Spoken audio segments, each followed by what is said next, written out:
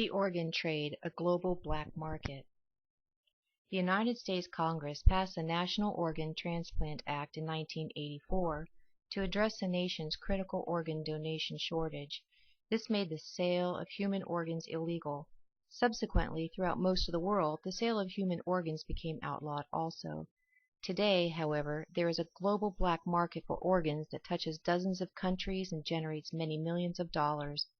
But at whose cost?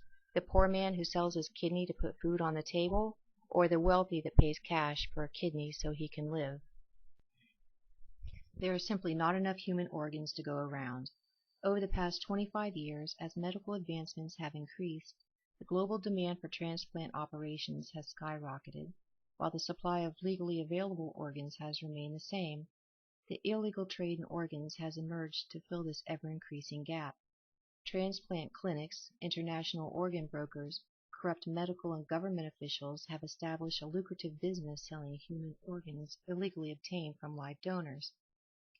Elizabeth Shivers of Brown University writes, "There are strong regional trends within the global trade in human organs. Most recipients from Asian nations receive organs and transplants in China. Wealthy foreigners travel to South America to meet their needs. Brazil dominates the trade in human organs in South America. Turkey and India serve as the primary markets in the Middle East." Transplant tourism is a name for this organ trading network.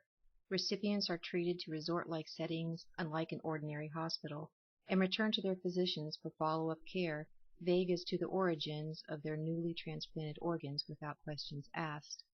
Many indigent people living in developing poverty-stricken countries use the organ trade as an opportunity to make money to support a family. Usually uneducated, they do not grasp the concept of what selling an organ can do to their health.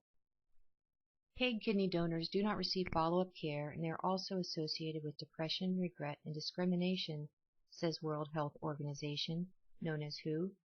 WHO provides a table with information regarding the organ donors of 3 nations above. Newsweek magazine claims not all organs flow from poor countries to rich ones.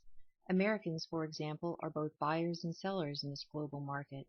A woman in Kentucky contacted a person posing as an organ broker. She wanted to sell her kidney or part of her liver to cover the costs of badly needed dentures. A man in Brooklyn purchased his kidney from an Israeli man who wanted to visit America. Tom Diffel, a transplant surgeon at New York University's Langone Medical Center, points out that there are a couple places around that have reputations for doing transplant with paid donors, and some hospitals have a don't ask, don't tell policy. Many wonder why the sale of organs is not made legal. The answer is clear: the ethics of equality for all.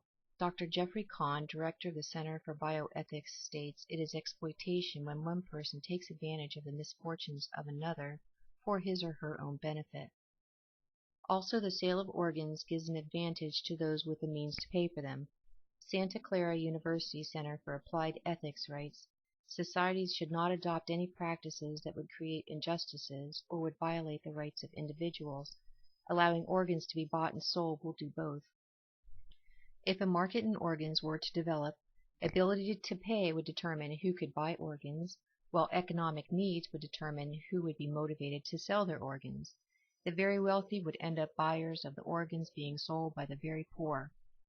Such an unequal distribution of health benefits and burdens would be unjust, and such a scheme would encourage the most vulnerable in society to treat themselves as a commodity and allow others to violate their rights for commercial gain. There are things you can do to help. Not only be an organ donor on your driver's license, but also making out a living will indicating your wants to be a donor. When untimely death occurs, family members may not know you want to help others to live.